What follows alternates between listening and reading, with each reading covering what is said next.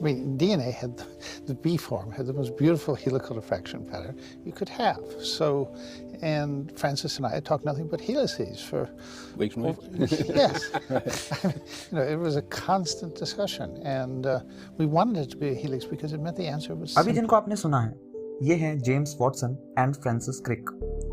इनके बारे में आपको एनसीईआरटी में जेनेटिक्स की यूनिट से जस्ट पहले इनका पूरा पैराग्राफ मिल जाएगा।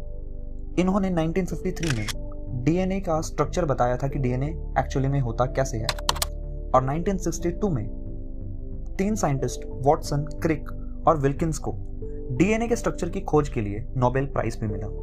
बट ये जो सारी स्टोरी है वो इतनी सिंपल नहीं है। एक्चुअल में इस कहानी के 4 कैरेक्टर्स हैं। पहला है वॉटसन, क्रिक, विल्किंस और मेन कहानी के लीड फ्रैंकलिन।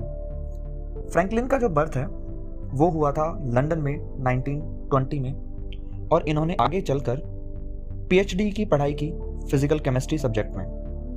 1950 आते आते एक्सरे क्रिस्टलोग्राफी टेक्निक का यूज कर फ्रैंकलिन ने ऑब्टेन की डीएनए की कुछ इमेजेस, और उन इमेजेस की जब इन्होंने स्टडी की तो इन्होंने ये क्लेम किया कि जो डीएनए है वो एक हेलिक्स की फॉर्म में होता है। ये वही इमेज है जो आप अभी अपनी स्क्रीन पे देख रहे हैं, जो उन्होंने ऑब्टेन की थी एक्सरे की हेल्प से डीएनए की।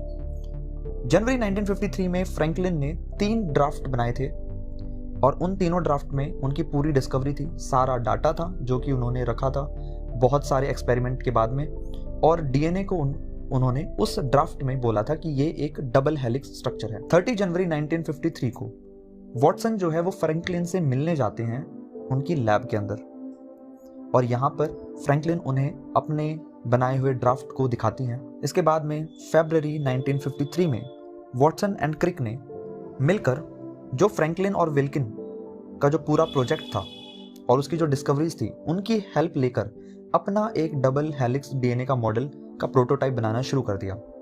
इसके साथ साथ उन्होंने इरविन चार्गफ का रूल भी यूज़ किया था। इरविन चार्गफ ने बोला था कि किसी भी डीएनए के मॉलिक्यूल में प्यूरिन और पायरिमिडिन का जो अमाउंट होगा वो हमेशा सेम होगा। चार्गफ का रूल सिर्फ डीएनए पे अप्लाइड होता है, आरएनए पे नहीं होता।